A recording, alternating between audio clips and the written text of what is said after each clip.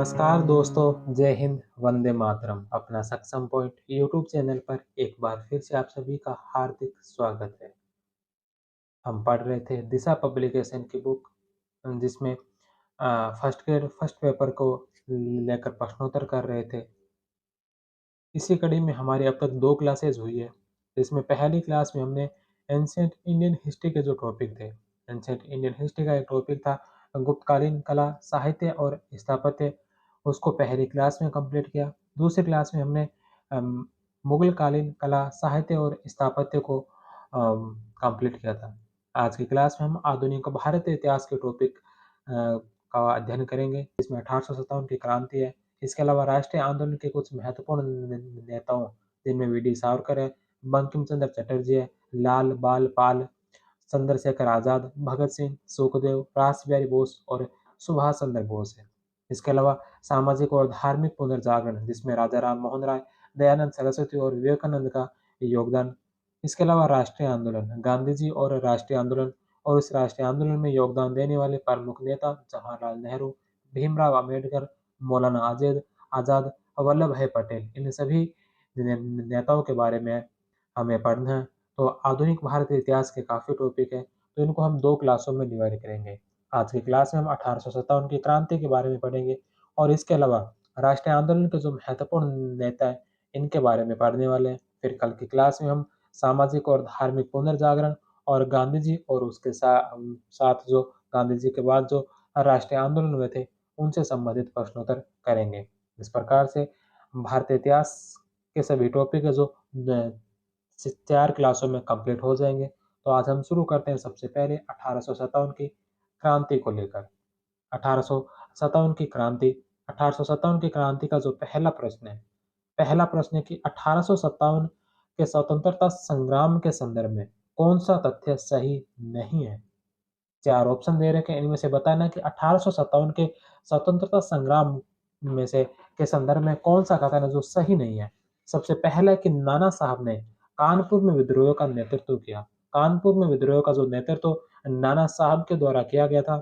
दूसरे नंबर पर बरेली में खान बहादुर ने मोर्चा संभाला। बरेली में विद्रोह का जो नेतृत्व किया था, यह खान बहादुर के द्वारा किया गया था। तीसरे नंबर पर मंगल पांडे 19वीं नेटिव इन्फेंट्री के जवान थे।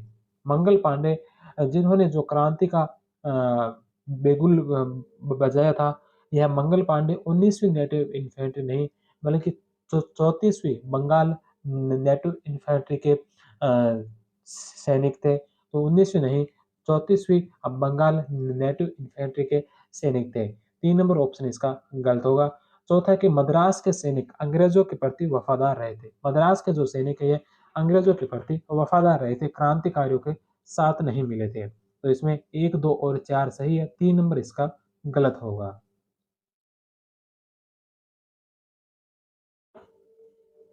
मंगल पांडे 34वीं बंगाल नेटिव इन्फेंट्री के जवान थे जो अम्बेडकर छावनी में तैनात थे। उन्होंने 29 मार्च 1857 को विद्रोह कर दिया और अपने अंग्रेज अधिकारी लेफ्टिनेंट बाग की हत्या कर दी। मंगल पांडे को 8 अप्रैल 1857 को फांसी दे दी गई थी। नेक्स्ट क्वेश्चन है कि उसने सैन्य तंत्र का आधुनिकीकरण शुरू किया। उसने सैन्य तंत्र का आधुनिकीकरण शुरू किया और सेना में एनफील्ड राइफल की शुरुआत करवाई थी। वह कौन था? सेना में एनफील्ड राइफल की शुरुआत करवाने वाला कौन था? तो वह था लॉर्ड हेनरी हॉर्डिंग। इसी के कारण ये जो 1857 की क्रांति का एक तात्कालिक कारण बना था। दिसंबर 1856 में सरकार ने पुराने लोहे वाली बंदूक जो ब्राउन बेस नाम से थी, उसके स्थान पर नवीन एनफील्ड राइफल के प्रयोग जो लॉर्ड हेनरी हॉर्डिंग ने शुरू किया था का निर्णय लिया। इस नई राइफल में कारतूस के ऊपरी भाग को मुंह से काटना पड़ता था। जनवरी 1857 में बंगाल सेना में यह अफवाह फैल गई कि चर्बी वाले कारतूस में गाय व सुअर की चर्बी है। सैनिक अधिकारियों ने सैनिक अधिकारियों ने इस अफवाह की जांच किए बिना तुरंत इसका खंडन कर दिया, किंतु सैनिकों को विश्वास हो गया कि चर्बी वाले कारतूसों का प्रयोग उनके धर्म को भ्रष्ट करने का निश्चित प्रयत्न है। यही भारत के प्रथम स्वतंत्रता संग्राम 1857 के विद्रोह का तात्कालिक कारण बना था। नेक्स्ट क्वेश्चन है कि 1857 के विप्लव के दौरान निम्न विद्रोह स्थलों में विद्रोह फैलाने के अनुसार कालक्रम अनुसार व्यवस्थित कीजिए। 1857 के विद्रोह में कौन से स्थानों पर विद्रोह पहले फैला था, इनको कालक्रम अनुसार व्यवस्थित करना है। तो सबसे पहले इसमें नाम है मेरठ का। मेरठ के अंदर जो विद्रोह फैला था यह 10 मई 1857 को यहाँ पर क्रांति की शुरुआत हुई थी। बरेली के अंदर जून 1857 में, झांसी में भी जून 1857 में, 4 जून को झांसी के अंदर 1857 के जो ये क्रांति विद्रोह जो शुरू हुआ था। और कोटा इनमें सबसे अंत में आएगा। कोटा अक्टूबर 1857 में कोटा में क्रांति शुरू हुई थी और सबसे लंबे समय तक चली थी, लगभग 6 माह तक। कोटा शहर है जो क्रांतिकारियों के पास रहा था। तो इसमें सभी क्रम वाइज़ है, सबसे पहले मेरठ, फिर बरेली, झांसी और कोटा। 1, 2, 3 और 4, 1 नंबर ऑप्शन।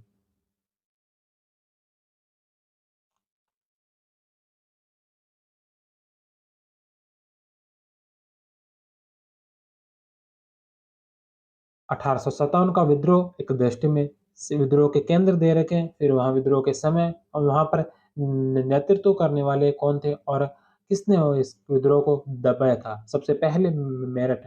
मेरठ के अंदर जो 10 मई 1857 को क्रांति का बिगुल बजा था। यहाँ पर बख्त खान ने क्रांतिकारियों का नेतृत्व किया था और जनरल ह्यूट के द्वारा यहाँ पर पुनः क्रांति दबा दी गई थी। इसके पश्चात दिल्ली दिल्ली में 11 और 12 मई को क्रांतिकारियों ने दिल्ली पर कब्जा कर लिया था। बहादुर शाह जफर को नेता घोषित किया और निकलसन और हडसन ने जो पुनः दिल्ली पर अधिकार स्थापित कर लिया। लखनऊ में 4 जून 1857 को क्रांति शुरू हुई। बेगम हजरत महल के नेतृत्व में और कैंपबेल ने यहाँ पर पुनः क्रांति को दबाया था। बरेली में जून 1857 में बख्त खां और बहादुर खां के नेतृत्व में और कैंपबेल ने यहाँ पर क्रांति का दमन किया था। झांसी में 4 जून 1857 को रानी लक्ष्मीबाई या महल परी और यहाँ पर ह्यूरोज ने जो क्रांति का दमन किया था। कानपुर में 5 जून 1857 को नाना साहब और अजीमुल्ला के नेतृत्व में क्रांति शुरू हुई और कैंपबेल और हेवलॉक के नेतृत्व में क्रांति का दमन किया गया। इलाहाबाद और बनारस। इलाहाबाद बनारस के अंदर 6 जून 1857 को क्रांति का नेतृत्व क्रांति शुरू हुई थी लियाकत अली के नेतृत्व में और कर्नल नील ने यहाँ पर क्रांति का पुनः दमन कर दिया। जगदीशपुरा बिहार। जगदीशपुरा बिहार जब 12 जून 1857 को क्रांति शुरू हुई थी। यहाँ पर क्रांति का नेतृत्व करने वाले कुंवर सिंह 1857 की क्रांति के सबसे वृद्ध व्यक्ति थे। इनकी उम्र 80 साल थी। कुंवर सिंह और अमर सिंह ने यहाँ पर क्रांति का नेतृत्व किया था और विलियम टेलर ने जो बिहार में क्रांति का पुनः दमन कर दिया। ग्वालियर में 1857 तात्या टोपे के नेतृत्व में, तात्या टोपे जिन्हें रामचंद्र पांडुरंग कहा जाता है, यहाँ पर भी हीरोज के द्वारा क्रांति का दमन किया गया। रुहेलखंड, अब बुंदेलखंड। रुहेलखंड में खान बहादुर ने नेतृत्व किया। बुंदेलखंड में ठाकुर जोध सिंह के नेतृत्व में 9 दिसंबर 1857 में यहाँ पर क्रांति पनपी थी।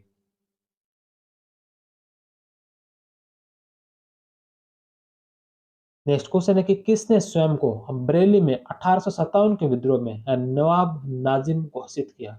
बरेली में 1857 के विद्रोह में नवाब नाजिम किसने स्वयं को घोषित किया था। खान बहादुर खान ने। 1 नंबर ऑप्शन।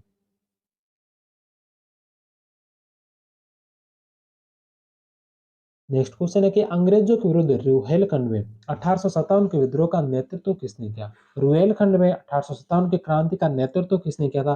खान बहादुर खान ने। 1 नंबर ऑप्शन। नेक्स्ट क्वेश्चन है कि 1857 के संघर्ष की निम्नलिखित घटनाओं को कालक्रम अनुसार अवस्थित कीजिए। मेरठ में विद्रोह कब हुआ था। मेरठ में विद्रोह हुआ था 10 मई 1857 को। दूसरे नंबर पर लखनऊ में विद्रोह। लखनऊ में विद्रोह कब हुआ, तो लखनऊ में विद्रोह हुआ था 4 जून को। 4 जून 1857 को लखनऊ में विद्रोह हुआ था। झांसी में विद्रोह कब शुरू हुआ था।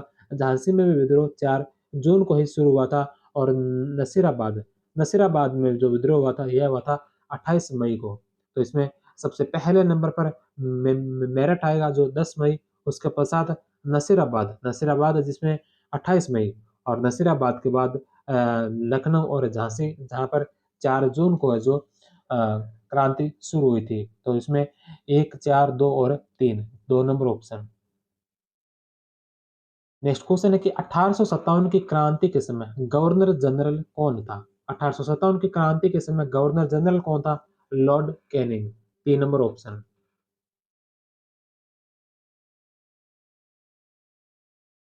नेक्स्ट क्वेश्चन है कि क्रांतिकारी सिपाही मंगल पांडे ने विद्रोह किस छावनी में किया था? मंगल पांडे ने जो विद्रोह कौन सी छावनी में किया था? बैरकपुर छावनी में, 4 नंबर ऑप्शन। 29 मार्च 1857 को बैरकपुर में सैनिकों ने चर्बी वाले कारतूसों का प्रयोग करने से इनकार कर दिया और एक सैनिक मंगल पांडे ने अपने एजुडेंट पर आक्रमण कर उसकी हत्या कर दी। अंग्रेजों द्वारा 34वीं एनआई रेजिमेंट भंग कर दी गई और अपराधियों को दंड दिया गया। नेक्स्ट क्वेश्चन है कि 1857 के सिपाही विद्रोह की शुरुआत कहां से हुई थी? 1857 का जो सिपाही विद्रोह था इसकी शुरुआत कहां से हुई? मेरठ से, 1 नंबर ऑप्शन। 1857 की क्रांति का प्रारंभ 10 मई को मेरठ से हुआ। यहाँ की 20वीं एनआईएस तथा 3एलसी की पैदल टुकड़ी कैवेलरी रेजिमेंट के सैनिकों ने चर्बी युक्त कारतूसों को छूने से इनकार कर दिया और खुलेआम बगावत कर दी थी। नेक्स्ट क्वेश्चन है कि 10 मई 1857 को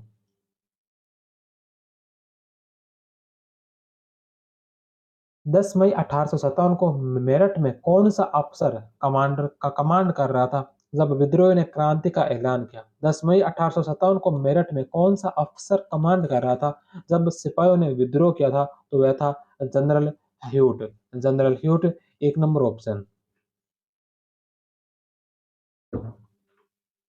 प्रमुख ब्रिटिश छावनियां और उनके कमांडर। 67वीं और 44वीं नेटिव इन्फेंट्री मथुरा, वहां पर कमांडर थे ले बाल्टन। 34वीं नेटिव इन्फेंट्री बैरकपुर के कमांडर थे जनरल हिरेसी। 19वीं नेटिव इन्फेंट्री बहरामपुर, जिसके कमांडर थे colonel Mitchell. Kanpur commanding officer Hugh Wheeler के नेतृत्व में। मेरठ के कमांडिंग ऑफिसर थे जनरल हैविट या ह्यूइट। लखनऊ कमांडिंग ऑफिसर थे कैंपबेल। नेक्स्ट क्वेश्चन है कि सर ह्यूरोज ने किसे विद्रोह का सबसे अच्छा और सबसे बहादुर सैन्य नेता बताया? सर ह्यूरोज ने किसे विद्रोह का सबसे अच्छा और सबसे बहादुर नेता बताया था? रानी लक्ष्मीबाई को, 2 नंबर ऑप्शन। रानी लक्ष्मीबाई का मूल नाम मणिकर्णिका का जन्म 19 नवंबर 1835 को गोलघर, वाराणसी में हुआ था। 14 वर्ष की उम्र में उनका विवाह झांसी के महाराज गंगाधर राव के साथ हुआ। जनरल ह्यूरोज से लड़ते हुए 17 जून 1858 को वे वीर गति को प्राप्त हुई।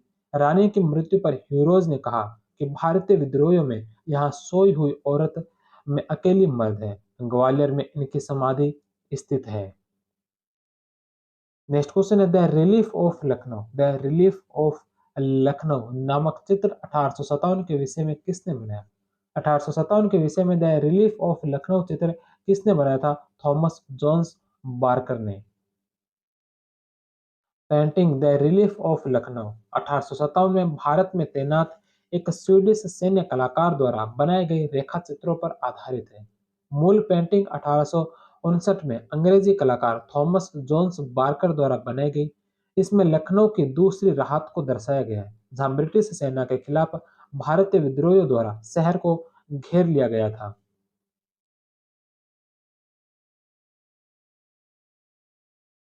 नेक्स्ट क्वेश्चन है कि निम्न में से किसने 1857 नामक पुस्तक लिखी? 1857 नाम से पुस्तक किसने लिखी थी? एस एन सेन के द्वारा।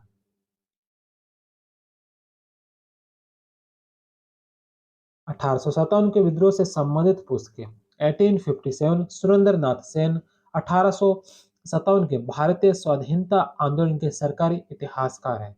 दी ग्रेट रिबेलियन पुस्तक अशोक मेहता के द्वारा लिखी गई। Civil rebellion in the Indian mutinies 1857 से 59। यह पुस्तक लिखी थी एस.बी. चौधरी के द्वारा। The sepoy mutiny and the rebellion of 1857। The sepoy mutiny and the rebellion of 1857 RC. Majumdar के द्वारा लिखा गया।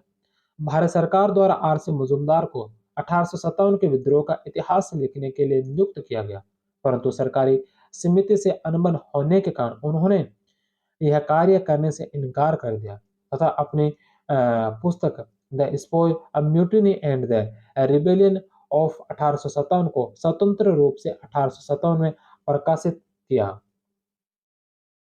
The history of mutiny 1857। The history of mutiny 1857 G W Forrest के द्वारा लिखी गई। The Indian mutiny 1857 G W Forrest की। Indian mutiny of 1857। Indian mutiny of 1857 G B Malleson की। एम बी चौधरी ने पुस्तक लिखी थी civil rebellion in the Indian mutiny 1857 से 1859। सैयद मोनुल हक की है the great rebellion of 1857। The Indian war of independence 1857। The Indian war of independence 1857 पुस्तक लिखी थी वीडी सावरकर ने। इस कृति में इस विद्रोह को सुनियोजित स्वतंत्रता संग्राम की संज्ञा दी तथा इसे स्वतंत्रता की पहली लड़ाई कहा गया। नेक्स्ट क्वेश्चन है कि निम्न में से कौन सा जो सुमेलित नहीं है। एक तरफ 1857 की पुस्तकें दे रखी है और सामने उनके लेखकों के नाम है।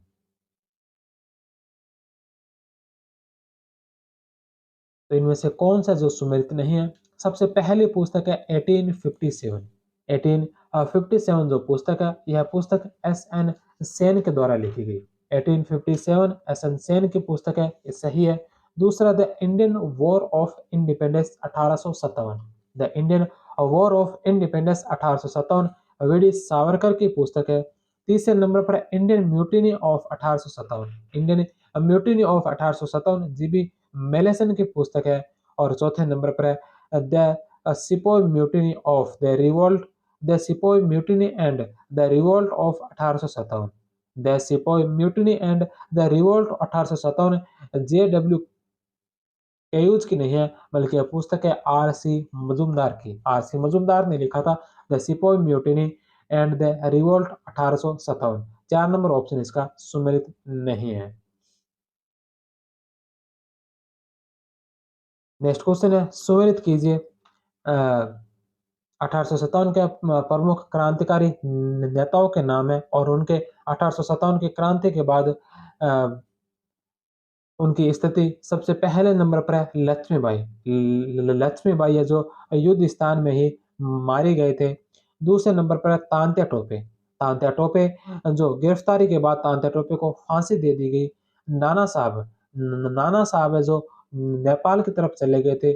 और बहादुर शाह जफर को रंगून भेज दिया था और जहां पर 1862 में उनकी मृत्यु हो गई थी। तो इसमें लक्ष्मीबाई युद्ध में मारी गई। तांत्या टोपे को गिरफ्तारी के बाद फांसी दी। नाना साहब नेपाल की तरफ पलायन कर गए और बहादुर शाह जफर को गिरफ्तार करके फिर रंगून निर्वासित कर दिया। 4, 3, 2 और 1 2 नंबर ऑप्शन। रानी लक्ष्मीबाई 17 जून 1858 को युद्ध में वीरगति को प्राप्त। तांत्या टोपे 15 अप्रैल 1859 को नरवर मध्य प्रदेश में फांसी दी गई। नाना साहब नेपाल पलायन कर गए और 1860 में वहीं पर इनकी मृत्यु हो गई। बहादुर शाह को 20 सितंबर 1857 को पकड़कर उन्हें वर्मा रंगून निर्वासित कर दिया गया। नेक्स्ट क्वेश्चन है कि अंग्रेज राजपूत राज्यों में 1857 के विद्रोह को दबाने में सफल रहे। क्यों? अंग्रेज जो राजपूत राज्यों में 1857 के विद्रोह को दबाने में सफल रहे, क्यों रहे थे? क्योंकि स्थानीय शासकों ने क्रांतिकारियों का साथ नहीं दिया बल्कि अंग्रेजों का साथ दिया था। 1 नंबर ऑप्शन इसका राइट होगा। विद्रोह के समय विद्रोह के समय भारतीयों में एकता के अभाव के चाहे जो भी कारण रहे, किंतु विद्रोह के लिए यह घातक सिद्ध हुआ। भारतीय सिपाही बहादुर तथा स्वार्थ रहित तो थे, मगर उनमें अनुशासन एवं एकता का अभाव था। बम्बई और मद्रास की सेनाएं राजभक्त रही। अवध और रुहेलखंड के तथा अन्य उत्तरी भारत के सामंतवादी तत्वों ने विद्रोह का नेतृत्व किया, किंतु दूसरी ओर अन्य सामंतवादी तत्वों जैसे पटियाला, जींद, ग्वालियर, हैदराबाद के राजाओं ने इस विद्रोह के दमन में सहायता की। यूरोपीय इतिहासकारों ने ग्वालियर के मंत्री सर दिनकर राव और हैदराबाद के मंत्री सालारगंज की राजभक्ति की बहुत सराहना की। रणनीति और रणकौशल की दृष्टि से भी अंग्रेजी सेनाएं भारतीय विद्रोहियों से बहुत आगे थी। वे भारतीय सिपाहियों की तुलना में अधिक सुसज्जित थी। तो ये था 1857 से की क्रांति से संबंधित प्रमुख प्रश्नोत्तर। अब हम आगे इसी कड़ी में हम आगे अब देखते हैं राष्ट्रीय आंदोलन के महत्वपूर्ण नेता, जिसमें वीडी सावरकर है, बंकिम चंद्र चटर्जी है, लाल बाल पाल, भगत सिंह, सुखदेव, सुभाष चंद्र बोस, चंद्रशेखर आजाद इत्यादि प्रमुख जो नेता, उन सभी के बारे में महत्वपूर्ण प्रश्नोत्तर को करते हैं। तो करते हैं इसमें शुरू। सबसे पहला प्रश्न, निम्नलिखित में से कौन सी गतिविधि में हिंदुस्तान समाजवादी प्रजातंत्र संघ की भूमिका नहीं थी? निम्नलिखित में से कौन सी गतिविधि में हिंदुस्तान समाजवादी प्रजातंत्र संघ HSRA की भूमिका नहीं थी? काकोरी कांड। काकोरी कांड में जो HRA की भूमिका थी, HRA के प्रमुख सदस्यों के द्वारा काकोरी कांड को काकोरी कांड किया गया था। इसके पश्चात प्रमुख सभी इनके HRA के सदस्यों को पकड़ लिया गया था और फिर यह जो HSRA की स्थापना की गई थी। तो बाकी तीनों कार्य, केंद्रीय व्यवस्थापिका में बम फेंकना, इरविन की रेलगाड़ी को बम से उड़ाने का प्रयास और सैंडर्स की हत्या, ये तीनों कार्य जो HSRA के द्वारा किए गए थे हिंदुस्तान समाजवादी प्रजातंत्र संघ के द्वारा। वहीं काकोरी एक्शन ये जो किया गया था HRA के द्वारा किया गया था। तो 1 नंबर ऑप्शन इसका राइट आंसर होगा। प्रमुख क्रांतिकारी घटनाएं। रैंड व एरिस्टस हत्याकांड 1897 ईस्वी में पुणे में चापेकर बंदों के द्वारा। किंग्सफोर्ड हत्या का प्रयास। 1908 में मुजफ्फरपुर में खुदीराम बोस और प्रफुल्ल चाकी के द्वारा। अलीपुर षड्यंत्र या मानिकटोला बम साजिश या मोरारी पुकुर षड्यंत्र जो 1908 का है, इसमें प्रमुख शामिल थे अरविंदो घोष और बालिंदर घोष। कर्नल वायली हत्याकांड 1909 में कर्नल वायली हत्याकांड जो लंदन में हुई थी, यह मदनलाल ढींगरा के द्वारा की गई थी। नासिक षड्यंत्र 1909, नासिक मजिस्ट्रेट जैक्सन की हत्या अनंत अनंत लक्ष्मण कहानारे और सावरकर बंधुओं के द्वारा। हावड़ा षड्यंत्र 1910, हावड़ा षड्यंत्र 1910 का है, जिसमें इंस्पेक्टर शकसुल आलम की हत्या की गई थी जतेंद्र नाथ मुखर्जी और नरेंद्र नाथ भट्टाचार्य जी के द्वारा। दिल्ली षड्यंत्र, दिल्ली षड्यंत्र जो जिसमें वायसराय हॉर्डिंग की हत्या का प्रयास किया गया था, जो 1912 का है। इसमें शामिल थे प्रमुख रासबिहारी बोस, जोरावर सिंह बारठ, मास्टर अमीचंद, भाई बालमुकुंद और मास्टर अवध बिहारी। इसके पश्चात प्रथम लाहौर षड्यंत्र 16 नवंबर 1915, जिसके अंदर प्रमुख शामिल थे करतार सिंह सरावा और विष्णु पिंगले। कानपुर षड्यंत्र 1924, कानपुर षड्यंत्र 1924, जिसमें साम्यवादी नेता मानवेंद्र नाथ राय डांगे, गुलाम अहमद इत्यादि शामिल थे। काकोरी ट्रेन डकैती, काकोरी ट्रेन डकैती 9 अगस्त 1925 को काकोरी में रामप्रसाद बिस्मिल्ला, अशफाक उल्ला खां और राजेंद्र के द्वारा। दूसरा लाहौर षड्यंत्र जो 1928 का है, 17 दिसंबर 1928, इसमें सांडस हत्याकांड शामिल है। लाहौर में सरदार भगत सिंह और राजगुरु जतिन सिंह के द्वारा। लाहौर षड्यंत्र केस के अंतर्गत गिरफ्तार जतिन सिंह ने जेल में राजनीतिक बंदी का दर्जा प्राप्त करने के लिए भूख हड़ताल की। 64 दिन की भूख हड़ताल के बाद सितंबर 1929 में उनकी मृत्यु हो गई। शस्त्रागार डकैती कांड 18 अप्रैल 1930 ईस्वी चटगांव में सूर्य सेन के द्वारा, जिन्हें मास्टर दा के नाम से भी जाना जाता है। जनरल डायर हत्याकांड जनरल डायर हत्याकांड जो 1940 का है, लंदन में उधम सिंह के द्वारा। उधम सिंह ने जलियांवाला बाग जो हत्याकांड हुआ था, उसका बदला लेने के लिए जनरल डायर को गोली मारकर हत्या की थी 1940 में। नेक्स्ट क्वेश्चन है कि स्वतंत्रता संग्राम के दौरान क्रांतिकारियों द्वारा की गई हत्याओं का सही कालक्रम क्या है? स्वतंत्रता संग्राम के दौरान क्रांतिकारियों द्वारा जो हत्याएं की गई थी, उनका सही कालक्रम क्या है? सबसे पहले नंबर पर है सर कर्जन वायली की हत्या। सर कर्जन वायली की जो हत्या की गई थी, यह 1909 में की गई थी। 1909 में सर कर्जन वायली की हत्या की गई थी। जेपी सैंडर्स की हत्या जेपी सैंडर्स की हत्या जो की गई थी, यह की गई थी 1928 में। 1928 में दिसंबर माह में 17 दिसंबर 1928 को भगत सिंह के द्वारा जो जेपी सैंडर्स की हत्या की गई थी। जैक्सन की हत्या, एएमटी जैक्सन की जो हत्या, यह भी 1909 में की गई थी अन्नत लक्ष्मण कान्हारा के द्वारा। और रैंड की हत्या, डब्ल्यू सी रैंड की जो हत्या की गई थी, यह चापेकर बंधुओं के द्वारा 1897 में की गई थी। तो कर्जन वायली की हत्या 1909, जैक्सन की हत्या 1909, रैंड की हत्या 1897 और सैंडर्स की हत्या जो 1928 के अंदर। तो इसमें सबसे पहले नंबर पर जो आएगा वो आएगा रैंड की हत्या, इसके पश्चात कर्जन वायली की हत्या, फिर जैक्सन की हत्या और सबसे अंत में आएगा सैंडर्स की हत्या। 4, 1, 3 और 2, 2 नंबर ऑप्शन। नेक्स्ट क्वेश्चन है कि एक चेरी जो एक दिन हमारे मुंह में गिरेगी। यह चेरी जो एक दिन हमारे मुंह में गिरेगी 1851 ईस्वी में अवध के लिए किसने कहा था? लॉर्ड डलहौजी ने। 3 नंबर ऑप्शन। 1851 में लॉर्ड डलहौजी अवध की रियासत को हड़पने की फिराक में था। तब उसने कहा था कि यह चेरी एक दिन हमारे मुंह में आकर गिरेगी। उसके 5 वर्ष बाद लॉर्ड डलहौजी ने अवध के नवाब वाजिद अली शाह पर कुशासन का आरोप लगाकर 13 फरवरी 1856 ईस्वी को उसका अंग्रेजी राज्य में विलय कर दिया। डलहौजी ने अपने अधिकारी जनरल आउटरम को लंदन भेजकर अवध के विलय के लिए गृह सरकार की अनुमति प्राप्त कर ली थी। नेक्स्ट क्वेश्चन है grand old man of India. Grand old man of India की उपाधि से किसे सम्मानित किया गया था? Grand old man of India की उपाधि से सम्मानित किया गया था डेबियन दादा भाई नौरोजी। 4 number option.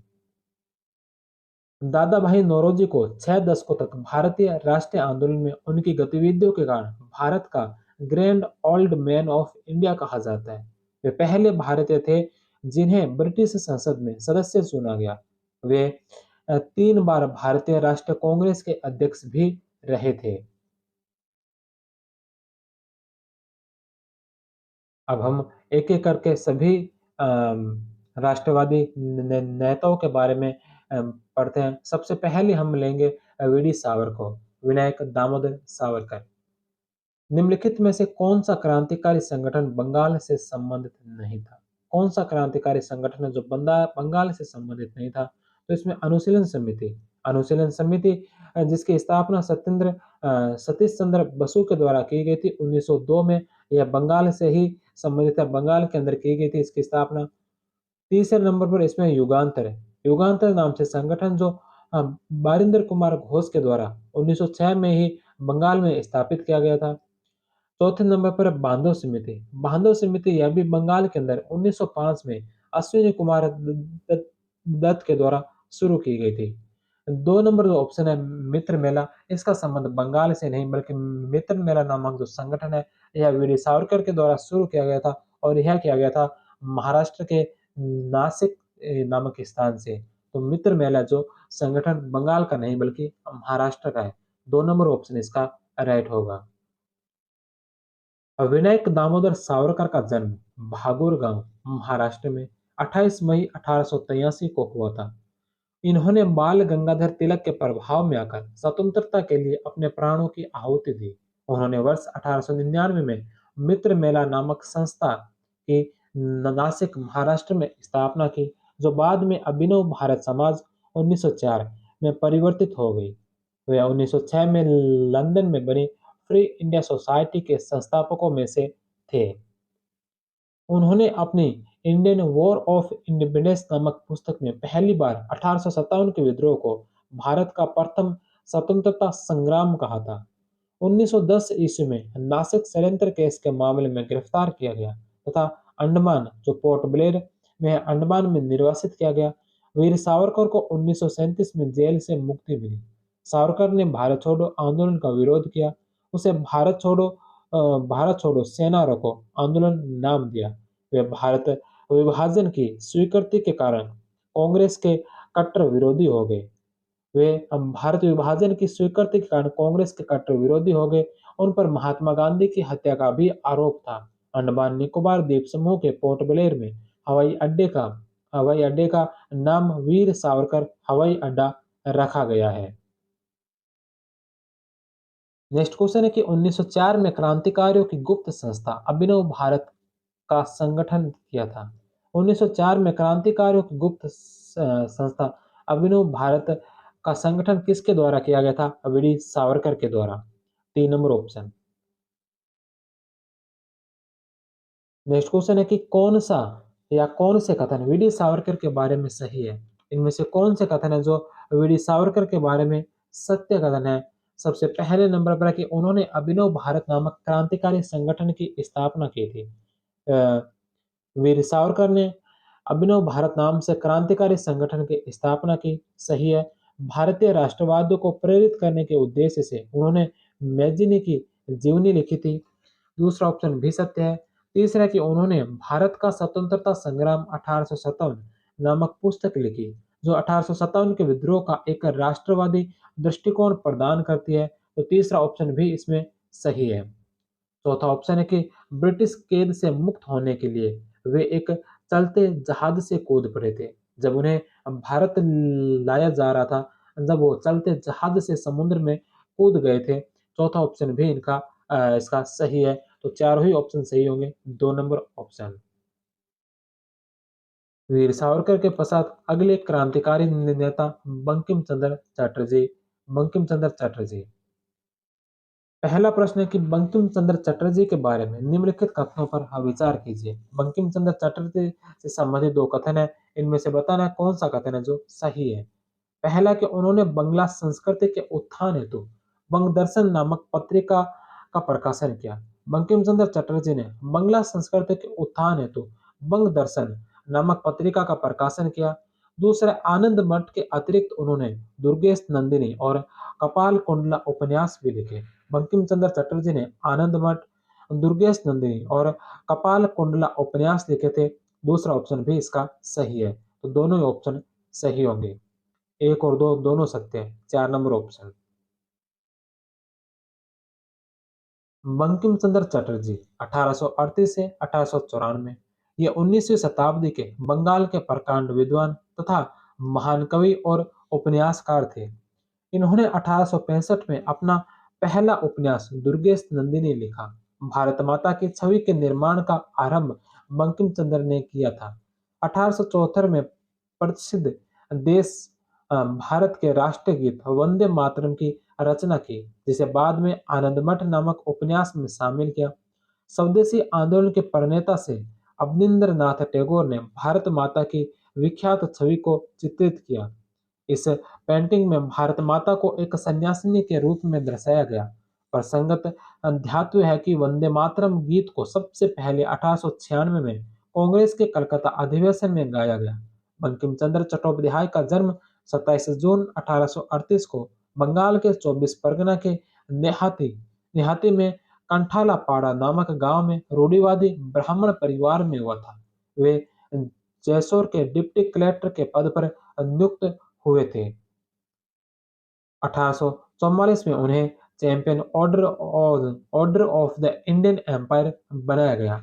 बंकिम ने अप्रैल 1872 में बंग दर्शन नामक साहित्यिक पत्र भी निकालना शुरू किया। इसके संपादक स्वयं बंकिम थे। आधुनिक बंगला साहित्य के जनक अब बंकिम चंद्र ही थे। महाकवि रविंद्रनाथ टैगोर की साहित्यिक शिक्षा बंकिम के सानिध्य में ही हुई थी।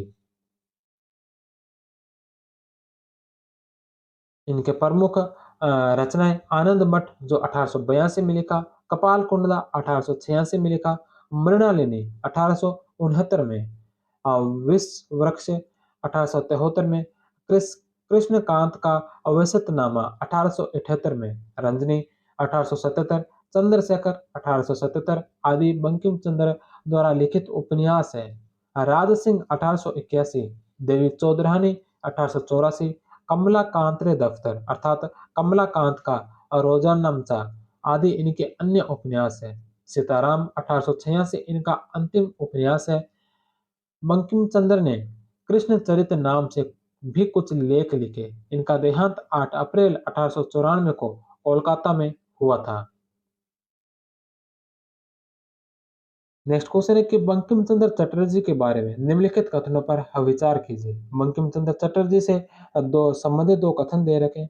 पहला कि उन्होंने बंगला संस्कृति के उत्थान हेतु बंग दर्शन नामक पत्रिका का प्रकाशन किया था। यह प्रश्न जो दोबारा रिपीट हो गया, यह प्रश्न अभी आया था कि उन्होंने बंगला संस्कृति के उत्थान हेतु बंग दर्शन नामक पत्रिका का प्रकाशन किया था। आनंद मठ के अतिरिक्त दुर्गेश नंदिनी और कपाल कुंडला उपन्यास लिखे थे, तो दोनों कथन सही है। नेक्स्ट क्वेश्चन है कि बंकिम चंद्र चटर्जी के उपन्यास आनंद मठ का प्रकाशन किस वर्ष हुआ था? आनंद मठ का प्रकाशन किस वर्ष हुआ था? 1882 को। 2 नंबर ऑप्शन। भारत के राष्ट्रीय गीत वंदे मातरम के रचयिता कौन है? भारत के राष्ट्रीय गीत वंदे मातरम के रचयिता बंकिम चंद्र चटर्जी। 3 number option. इसके पश्चात 3 प्रमुख क्रांतिकारी नेता करमदल के नेता नाम से करमदल के नेता जाने जाते हैं, लाल बाल और पाल। लाला लाजपत राय, बाल गंगाधर तिलक और विपिन चंद्र पाल। लाल बाल और पाल। विपिन चंद्र पाल के बारे में निम्नलिखित कथनों को पढ़िए। विपिन चंद्र पाल से संबंधित दो कथन दे रखे हैं। पहला कि उन्होंने बांग्ला में एक पाक्षिक पत्रिका कौमुदी का प्रकाशन किया। उन्होंने बांग्ला में कौमुदी का प्रकाशन किया, तो कौमुदी का जो प्रकाशन किया गया था, यह कौमुदी गुजराती में प्रकाशित हुई थी, ना कि बांग्ला में। तो पहला ऑप्शन इसका गलत है। दूसरा कि उन्होंने लाहौर से प्रकाशित होने वाले ट्रिब्यून के संपादकीय विभाग में काम किया। उन्होंने लाहौर से प्रकाशित होने वाले ट्रिब्यून के संपादकीय विभाग में काम किया था, तो दूसरा ऑप्शन सही है। पहला जो कौमुदी का प्रकाशन किया गया था, कौमुदी पत्रिका जो पत्रिका निकाली थी, इसका प्रकाशन बांग्ला भाषा में नहीं बल्कि गुजराती में किया गया था, 1924 में किया गया था, और यह किया गया था विजयराज वेद के द्वारा, ना कि विपिन चंद्र पाल के द्वारा। और यह त्रैमासिक पत्रिका थी। 1924 से 1930 तक यह त्रैमासिक रही थी। 1930 से लेकर फिर 1937 तक यह एक मासिक पत्रिका हुई थी। 1937 में इसे बंद कर दिया गया था। कौमुदी कौमुदी से मिलता एक और नाम है स्वाद कौमुदी। स्वाद कौमुदी जो 1821 में शुरू की गई थी राजाराम मोहन राय के द्वारा, और कौमुदी पत्रिका जो यह विजयराज वेद के द्वारा शुरू की गई थी 1924 में।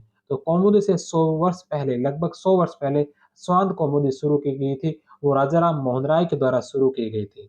तो इस प्रश्न के अकॉर्डिंग जो 2 नंबर इसका सही होगा। केवल 2 सही, 1 नंबर ऑप्शन।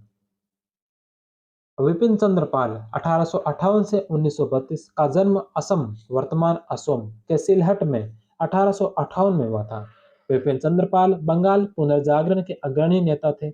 अरविंदो घोष ने उन्हें राष्ट्रवाद का मसीहा कहा।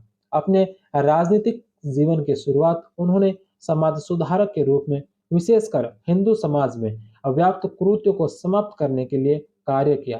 पाल के प्रदर्शक साप्ताहिक का प्रकाशन तथा न्यू इंडिया 1901 से, वंदे मातरम 1906 से, द ट्रिब्यून जो बंगाली द ट्रिब्यून और बंगाली नामक पत्रिकाओं का संपादन कार्य तथा 17 बत्सर आत्मकथा, the soul of India, Indian nationalism इत्यादि पुस्तकों का लेखन कार्य भी किया।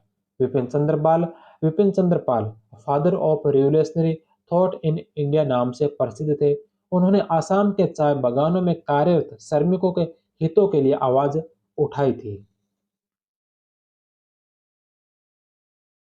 नेक्स्ट क्वेश्चन है द सोल ऑफ इंडिया लिखी गई। द सोल ऑफ इंडिया किसके द्वारा लिखी गई थी? तो द सोल ऑफ इंडिया लिखी गई थी विपिन चंद्र पाल के द्वारा। 3 नंबर ऑप्शन। नेक्स्ट क्वेश्चन है कि निम्नलिखित में से किसे उदारवादी नेता नहीं कहा जाता है? निम्नलिखित में से किसे जो उदारवादी नेता नहीं कहा जाता है? तो दादा भाई नौरोजी, फिरोज शाह मेहता और गोपाल कृष्ण गोखले ये उदारवादी नेता थे। विपिन चंद्र पाल है जो कर्मपंथी कर्मपंथी नेता माने जाते हैं। 4 नंबर ऑप्शन। तत्कालीन उदारवादी राष्ट्रवादी नेताओं में प्रमुख थे दादा भाई नौरोजी, महादेव गोविंद रानाडे, फिरोज शाह मेहता, सुरेंद्र नाथ बनर्जी, दीनसा वाचा, व्योमेश चंद्र बनर्जी, गोपाल कृष्ण गोखले, पंडित मदन मोहन मालवीय। नेक्स्ट क्वेश्चन है कि अखिल भारतीय ट्रेड यूनियन कांग्रेस एटक के प्रथम अध्यक्ष कौन थे? अखिल भारतीय ट्रेड यूनियन कांग्रेस एटक के प्रथम अध्यक्ष कौन थे? तो इसके प्रथम अध्यक्ष थे Lala Lajpat Rai. 2 number option. Akhil Bharatiya trade union Congress AITUC की स्थापना 31 अक्टूबर 1920 को बंबई में की गई थी। इसके पहले अध्यक्ष लाला लाजपत राय थे।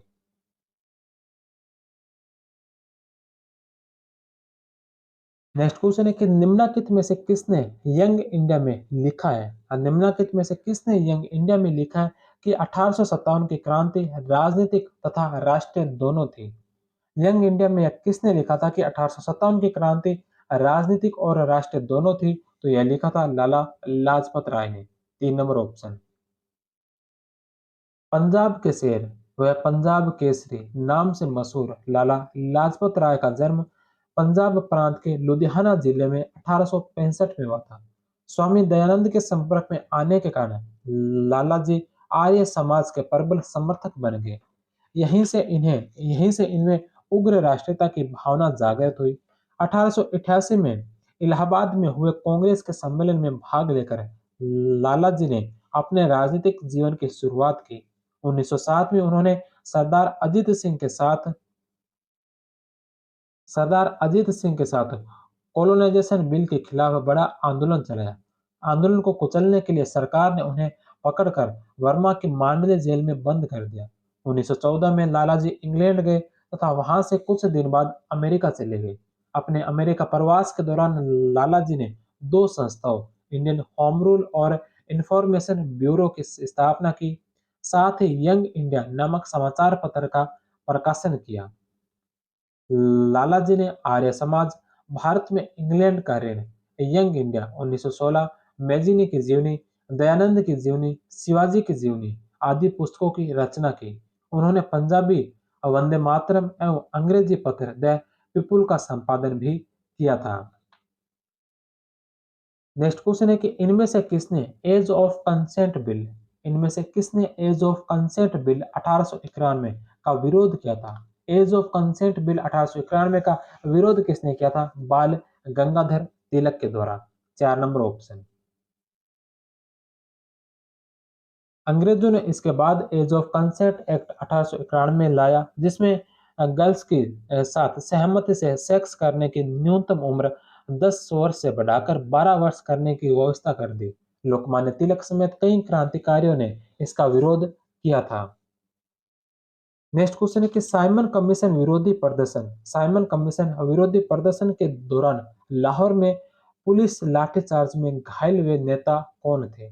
साइमन कमीशन विरोधी प्रदर्शन के दौरान लाहौर में पुलिस लाठीचार्ज में घायल हुए नेता कौन थे? तो वह थे Lala Lajpat Rai. 3 number option.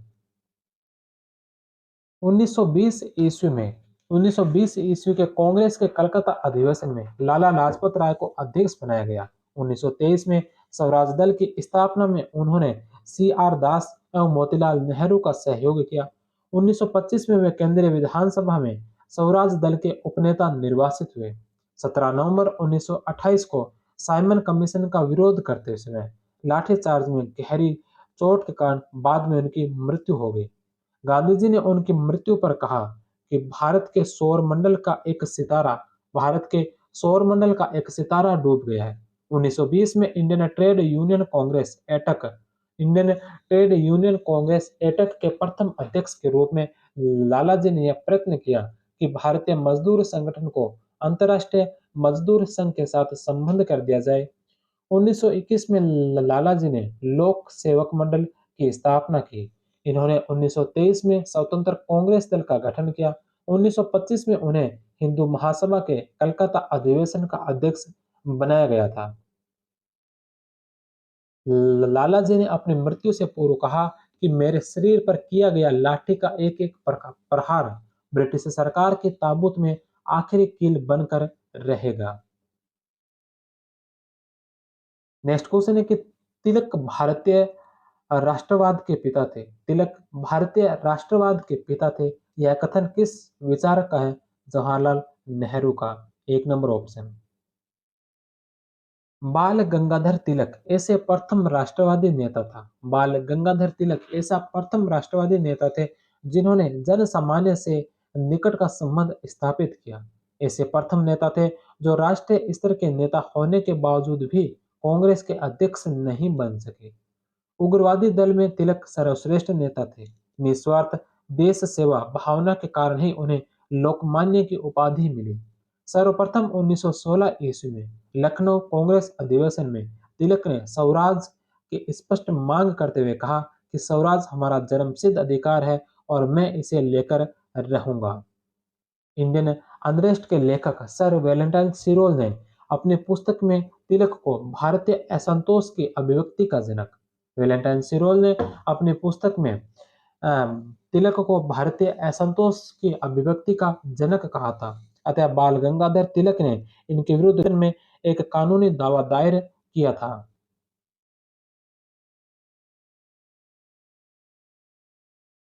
Next question है कि बाल गंगाधर तिलक ने किसके विरुद्ध लंदन में एक कानूनी दावा दायर किया था? वी सिरोल के विरुद्ध। 3 नंबर ऑप्शन।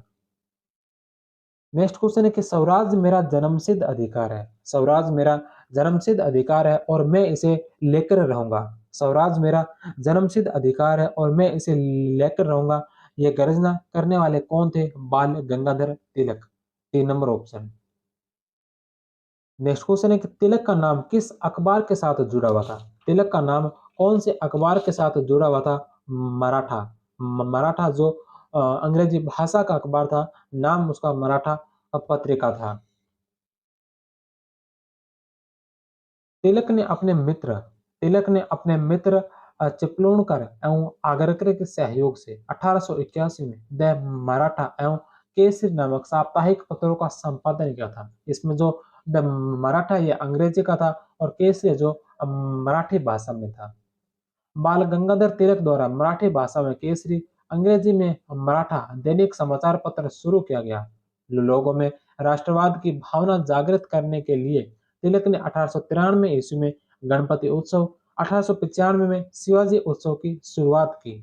1897 ईस्वी में इन्होंने प्लेग के साथ अंग्रेज अधिकारियों के भारतीयों के घरों में जबरन घुसने एवं उनसे उनके दुर्व्यवहार का समाचार अपने अखबार में छापा। 27 जून 1897 को दो प्लेग अधिकारी कमिश्नर रेड एवं लेफ्टिनेंट एस्ट की हत्या दामोदर व बालकृष्ण चापेकर भाइयों ने कर दी। नवयुवकों को भड़काने का आरोप लगाकर तिलक को गिरफ्तार कर लिया गया। सरकार विरोधी गतिविधियों का आरोप लगाते हुए राजद्रोह के अपराध के लिए उन्हें 18 माह के कारावास की सजा दी गई। 1908 में बाल गंगाधर तिलक को केसरी में प्रकाशित लेखों के आधार पर राजद्रोह का मुकदमा चलाकर 6 वर्ष के कारावास की सजा देकर मांडले जेल, जो वर्मा में मांडले जेल, भेज दिया गया। तिलक को हुई इस सजा के विरोध स्वरूप मुंबई में कपड़ा मिल मजदूरों ने देश में पहली राजनीतिक हड़ताल की थी। मांडले जेल में ही उन्होंने Arctic home of the Vedas व गीता रहस्य नामक पुस्तकें लिखी थी। नेक्स्ट क्वेश्चन है कि लोकमान्य तिलक के बारे में अधोलिखित कथनों में से कौन सा सही है? लोकमान्य तिलक से संबंधित कौन सा कथन है जो सत्य कथन है? पहला कि 1897 में वे पहली बार राजद्रोह के आरोप में दोष सिद्ध हुए थे। 1897 में पहली बार राजद्रोह के आरोप में दोष सिद्ध हुए थे। 1908 में पुनः राजद्रोह के लिए उन्हें 6 वर्ष के लिए जेल की सजा दी गई थी। तो दोनों ही ऑप्शन सही है। 4 नंबर ऑप्शन। नेक्स्ट क्वेश्चन है कि महाराष्ट्र में होम रूल लीग की स्थापना की थी। महाराष्ट्र में होम रूल लीग की स्थापना किसने की थी? बाल गंगाधर तिलक ने। 4 नंबर ऑप्शन। 1916 में तिलक ने स्वशासन की प्राप्ति के उद्देश्य से महाराष्ट्र में होम रूल लीग की स्थापना की। होम रूल अर्थात स्वराज का अर्थ उस समय अंग्रेजी राज्य को समाप्त करना नहीं था, उसका अर्थ था अंग्रेजी साम्राज्य के अंतर्गत स्वायत्तता प्राप्त करना। इसके पश्चात अगले प्रमुख राष्ट्रवादी नेता चंद्रशेखर आजाद। प्रमुख क्रांतिकारी चंद्रशेखर आजाद। चंद्रशेखर आजाद की कहाँ गोली मारकर हत्या की गई थी? इलाहाबाद। इलाहाबाद में चंद्रशेखर आजाद ने स्वयं को ही गोली मारकर आजाद कर लिया था। वो जीते जी कभी अंग्रेजों के हाथ नहीं आए थे। इलाहाबाद प्रयागराज में अल्फ्रेड पार्क जो बना है वो आजाद पार्क के नाम से, उसी पार्क की यह घटना है। पंडित चंद्रशेखर आजाद का जन्म मध्य प्रदेश के झाबुआ जिले में भावरा गांव में 23 जुलाई 1906 को हुआ था। असहयोग आंदोलन के दौरान जब फरवरी 1922 में चौरी चौरा की घटना के पश्चात बिना किसी से पूछे गांधी जी ने आंदोलन वापस ले लिया तो देश के तमाम नवयुवकों की तरह आजाद का भी कांग्रेस से मोह भंग हो गया। वे हिंदुस्तान प्रजातांत्रिक संघ में शामिल हो गए। इसके पश्चात इसके पश्चात उत्तर भारत की सभी क्रांतिकारी पार्टियों को मिलाकर एक एक करके इन्होंने हिंदुस्तान सोशलिस्ट रिपब्लिकन एसोसिएशन का गठन किया। 23 दिसंबर 1930 को वायसराय लॉर्ड इरविन की ट्रेन को उड़ाने के लिए निजामुद्दीन रेलवे स्टेशन के पास दिल्ली मथुरा लाइन के नीचे बम विस्फोट किया, लेकिन वायसराय बाल बाल बच गए। 27 फरवरी 1931 को एस टी नाटबाबर के नेतृत्व में इलाहाबाद के अल्फ्रेड पार्क में गोलीबारी में आजाद वीर गति को प्राप्त हुए। रामप्रसाद बिस्मिल इनको क्विक सिल्वर पारा कहकर पुकारते थे। नेक्स्ट क्वेश्चन है कि रामप्रसाद बिस्मिल किसको क्विक सिल्वर पारा कहकर पुकारते थे? तो चंद्रशेखर आजाद को। चंद्रशेखर आजाद के पश्चात भगत सिंह और सुखदेव। मैं नास्तिक क्यों हूँ यह किसने लिखा था? तो मैं नास्तिक क्यों हूँ यह लिखा था भगत सिंह ने। 2 नंबर ऑप्शन। साइमन कमीशन के लाहौर पहुंचने पर पुलिस सुपरिटेंडेंट स्कॉट के आदेश पर सैंडर्स के द्वारा लाठीचार्ज किए जाने पर 17 नवंबर 1928 को लाला लाजपत राय की मृत्यु हो गई। लाला लाजपत राय की मृत्यु के ठीक एक माह बाद 17 दिसंबर 1928 को भगत सिंह, राजगुरु और जयगोपाल व चंद्रशेखर आजाद ने स्कॉट की जगह सैंडर्स की हत्या कर दी। 7 अक्टूबर 1930 को ट्रिब्यूनल का एकतरफा निर्णय दिया गया जिसमें भगत सिंह, राजगुरु और सुखदेव को फांसी की सजा सुनाई गई। इन्हें 23 मार्च 1931 को 23 मार्च आज ही है 23 मार्च 1931 को शाम 7:33 पर लाहौर जेल में फांसी दे दी गई थी। जेल में रहते हुए लिखा इनका लेख मैं नास्तिक क्यों हूँ का प्रकाशन 27 सितंबर 1931 को लाहौर के अखबार द पीपल में प्रकाशित हुआ था। तो आज ही के दिन है जो 1931 में भगत सिंह, राजगुरु और सुखदेव को फांसी दी गई थी 23 मार्च 1931 को। नेक्स्ट क्वेश्चन है कि निम्नलिखित में से किस कारण से भगत सिंह और उनके साथियों को 23 मार्च 1931 को फांसी दी गई थी? किस कारण से जो भगत सिंह और उनके साथियों को 23 मार्च 1931 को फांसी दी गई थी? तो यह दी गई थी जो वर्ष 1928 में लाहौर में सैंडर्स की हत्या की गई थी, इसके कारण जो भगत सिंह और राजगुरु को फांसी दी गई थी। नेक्स्ट क्वेश्चन है कि भगत सिंह ने किस स्थान पर बम फेंका था? भगत सिंह ने कौन से स्थान पर बम फेंका था? सेंट्रल असेंबली में। 2 नंबर ऑप्शन।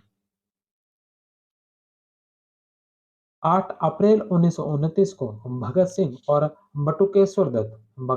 बटुकेश्वर दत्त ने दिल्ली की केंद्रीय असेंबली में बम फेंका।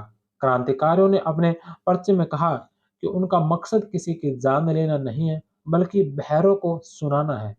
भगत सिंह और बटुकेश्वर दत्त भागे नहीं, बल्कि स्वयं को गिरफ्तार करा दिया। उन्होंने नारा लगाया, इंकलाब जिंदाबाद, साम्राज्यवाद मुर्दाबाद। यह नारा मशहूर शायर हसरत मोहानी ने एक जलसे में आजादी ए कामिल की बात करते हुए दिया था। इंकलाब जिंदाबाद हिंदुस्तानी भाषा का नारा है, जिसका अर्थ है क्रांति की जय हो। नेक्स्ट क्वेश्चन है कि भारत के स्वतंत्रता संग्राम के दौरान निम्नलिखित में से कौन नौजवान भारत सभा के सदस्य थे? भारत के स्वतंत्रता संग्राम के दौरान निम्नलिखित में से कौन नौजवान भारत सभा के सदस्य थे? भगत सिंह। 2 number option. भारत के शहीद आजम सरदार भगत सिंह का जन्म 28 सितंबर 1907 को ब्रिटिश भारत के पंजाब प्रांत के लायलपुर गांव के जारावाला तहसील के बंगा गांव में हुआ था। भगत सिंह ने भगवती चरण के साथ मिलकर नौजवान भारत सभा की स्थापना की। इस सभा का नारा था हिंदुस्तान जिंदाबाद। इसके पश्चात अगले प्रमुख क्रांतिकारी नेता है रास बिहारी बोस। रास बिहारी बोस निम्नलिखित में से कौन आजाद हिंद फौज के प्रारंभिक चरणों में उससे संबंधित थे?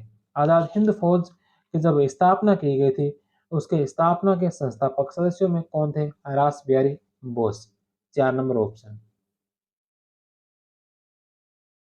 रास बिहारी बोस 1886 से 1945 का जन्म बंगाल में हुआ। इन्होंने दिल्ली, यूपी, राजपूताना तथा पंजाब में क्रांतिकारी आंदोलन का संचालन किया। दिसंबर 1912 में दिल्ली के चांदनी चौक में गवर्नर जनरल लॉर्ड हार्डिंग के काफिले पर जोरावर सिंह बारट व अन्य के सहयोग से इन्होंने बम फेंका। सन 1915 में वह जापान पलायन कर गए। जापान में भी उन्होंने अपनी क्रांतिकारी गतिविधियां जारी रखी। उन्होंने वह Indian independence league Indian independence league जो पहले बैंकॉक में थी, उसकी स्थापना की। अपने कैप्टन मोहन सिंह को युद्धबंदियों की सेना आजाद हिंद फौज का गठन करने में सहायता प्रदान की।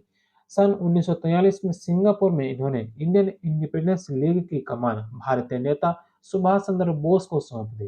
रासबिहारी बोस ने ही सबसे पहले यह नारा बुलंद किया था कि एशिया एशिया वासियों का है। 1924 में टोक्यो, जापान में उन्होंने भारतीय स्वतंत्रता लीग इंडियन इंडिपेंडेंस लीग की स्थापना की थी। दिसंबर 1941 में रासबिहारी बोस ने जापान में प्रथम आजाद हिंद फौज की स्थापना की और कैप्टन मोहन सिंह और उसका प्रधान नियुक्त किया। इस फौज का उद्देश्य भारत की भूमि में अंग्रेजों को मार भगाना था। रास बिहारी बोस का देहांत जो 21 जनवरी 1945 को जापान की ही भूमि पर हुआ था। इसके पश्चात एक महत्वपूर्ण नेता और आज के चैप्टर के अंतिम नेता है सुभाष चंद्र बोस। सुभाष चंद्र बोस से संबंधित पहला प्रश्न है कि सुभाष चंद्र बोस के बारे में सत्य कथन कौन सा है? सुभाष चंद्र बोस से संबंधित यहाँ पर 4 कथन दे रखे हैं। इनमें से बताना है कि कौन सा कथन है जो सत्य है। सबसे पहला कि सी आर दास ने उन्हें नेशनल कॉलेज का प्राचार्य नियुक्त किया। सी आर दास ने सुभाष चंद्र बोस को नेशनल कॉलेज का प्राचार्य नियुक्त किया था, तो पहला ऑप्शन सही है। सुभाष चंद्र बोस ने कलकत्ता नगर निगम के मुख्य कार्यकारी अधिकारी के रूप में भी काम किया था। सुभाष चंद्र बोस ने कलकत्ता नगर निगम के मुख्य कार्यकारी अधिकारी के रूप में कार्य किया था। कालांतर में ये कलकत्ता नगर निगम के महापौर चुने गए थे। 1939 में उन्होंने कांग्रेस में फॉरवर्ड ब्लॉक का गठन किया था। तो चारों ही ऑप्शन इसके सही है। 4 नंबर ऑप्शन। नेताजी के नाम से प्रसिद्ध सुभाष जी का जन्म 23 जनवरी 1897 को कटक उड़ीसा में एक बंगाली परिवार में हुआ। चित्तरंजन दास इनके राजनीतिक गुरु थे। 1923 में सी आर दास द्वारा गठित स्वराज दल का सुभाष चंद्र बोस ने समर्थन किया। 1923 में जब सी आर दास ने कलकत्ता नगर निगम के मेयर का कार्यभार संभाला, तो उन्होंने 1924 में सुभाष को नगर निगम का मुख्य कार्यपालिका अधिकारी पद पर नियुक्त किया। 1930 में कलकत्ता नगर निगम के मेयर के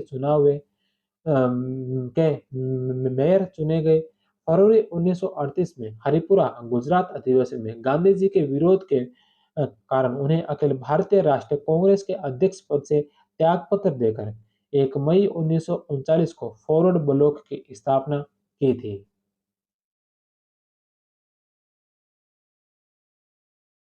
नेक्स्ट क्वेश्चन है कि 1943 में सुभाष चंद्र बोस द्वारा निर्मित स्वतंत्र भारत की स्थायी सरकार को निम्नलिखित में से किन किन देशों ने मान्यता दी थी?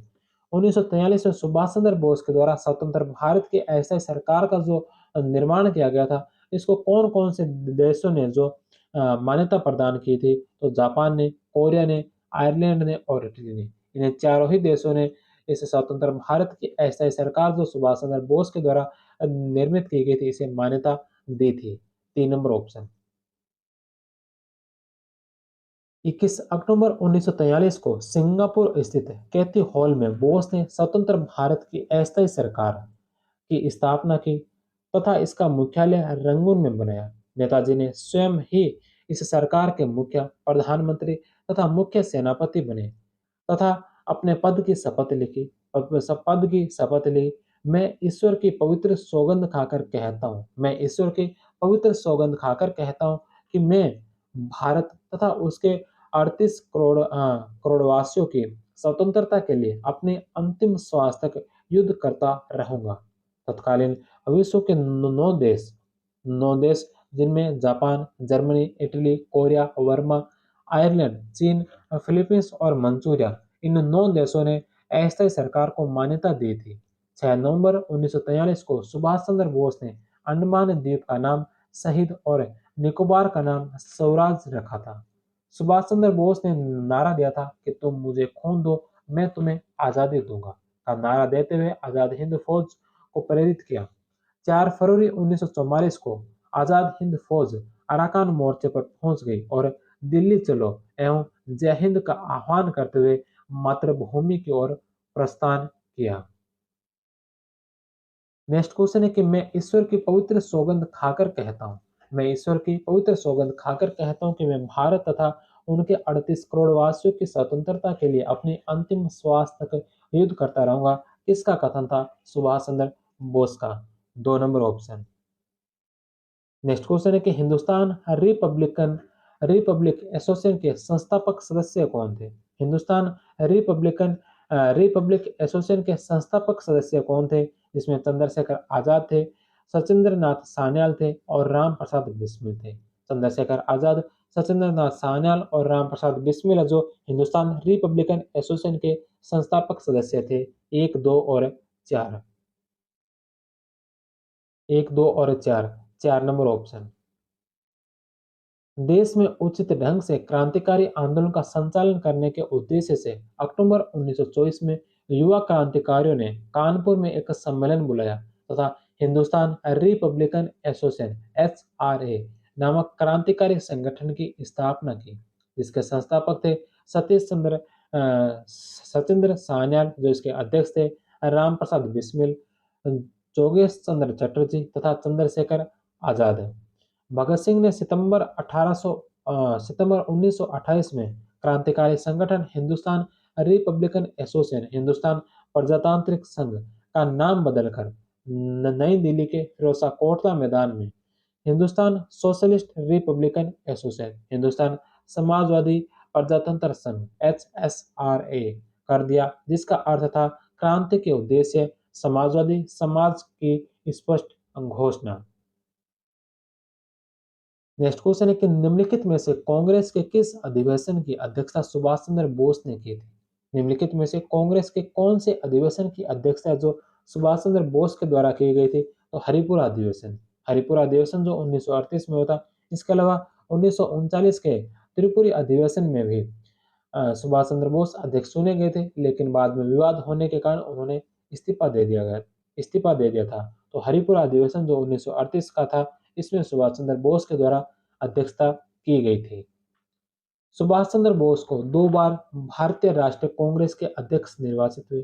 पहली बार 1938 में हरिपुरा अधिवेशन में कांग्रेस के अध्यक्ष निर्वाचित हुए। इस समय सुभाष की उम्र महज 41 वर्ष थी और वे अब तक के अध्यक्षों में सबसे युवा थे। अपने अध्यक्षीय संबोधन के समय सुभाष चंद्र बोस ने हिंदी भाषा के लिए रोमन लिपि लागू करने की वकालत की थी। दूसरी बार 1939 में त्रिपुरी अधिवेशन में गांधी जी के विरोध के बावजूद भी पुनः कांग्रेस के अध्यक्ष बने, लेकिन बाद में उन्होंने इस्तीफा देकर फॉरवर्ड ब्लॉक की स्थापना की थी 1 मई 1939 को।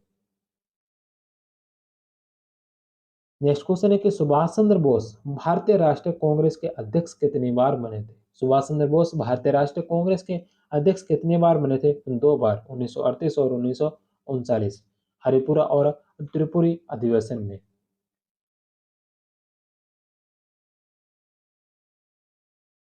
नेक्स्ट क्वेश्चन है कि सुभाष चंद्र बोस ने निम्न में से किस अधिवेशन की अध्यक्षता की? सुभाष चंद्र बोस ने निम्न में से किस अधिवेशन की अध्यक्षता की थी? त्रिपुरी अधिवेशन और एक हरिपुरा अधिवेशन की थी। तो ऑप्शन के अकॉर्डिंग त्रिपुरी अधिवेशन 1939, 3 नंबर ऑप्शन इसका राइट होगा। नेक्स्ट क्वेश्चन है कि कांग्रेस के त्रिपुरी अधिवेशन के पश्चात सुभाष बोस और दक्षिणपंथी का समस्त झगड़ा किस प्रश्न पर केंद्रित हो गया था? तो कांग्रेस कार्यकारिणी समिति के गठन को लेकर, 1 नंबर ऑप्शन। कांग्रेस के त्रिपुरी अधिवेशन के पश्चात सुभाष चंद्र बोस और कांग्रेस के दक्षिणपंथी नेताओं का समस्त झगड़ा कांग्रेस कार्यकारिणी समिति के गठन के प्रश्न पर केंद्रित हो गया। गोविंद वल्लभ पंत द्वारा प्रस्ताव प्रस्तुत कर सुभाष चंद्र बोस से कहा गया कि वे गांधी जी की इच्छा अनुसार अपनी कार्यकारी समिति बनाएं, परंतु गांधी जी ने इसे अस्वीकार कर सुभाष से अपनी मर्जी की कार्य समिति बनाने के लिए कहा। सुभाष चंद्र बोस चाहते थे कि कांग्रेस कार्य समिति में नए विचारों के लोग हो, परंतु वे अपनी कार्य समिति की घोषणा भी नहीं कर रहे थे। वस्तुतः वे चाहते थे कि आने वाले संघर्ष का नेतृत्व तो गांधी जी करे, परंतु संघर्ष की रणनीति सुभाष चंद्र बोस और वामपंथी समूह तय करे। गांधी जी इसके लिए राजी नहीं हुए। अंततः सुभाष चंद्र बोस ने कांग्रेस अध्यक्ष पद से इस्तीफा दे दिया। नेक्स्ट क्वेश्चन है कि निम्नलिखित में से किस वायसराय के कार्यकाल में आईएनए का मुकदमा चलाया गया? निम्नलिखित में से किस वायसराय के कार्यकाल में आईएनए का मुकदमा चलाया गया था? वेवेल के कार्यकाल में, इन 1 नंबर ऑप्शन।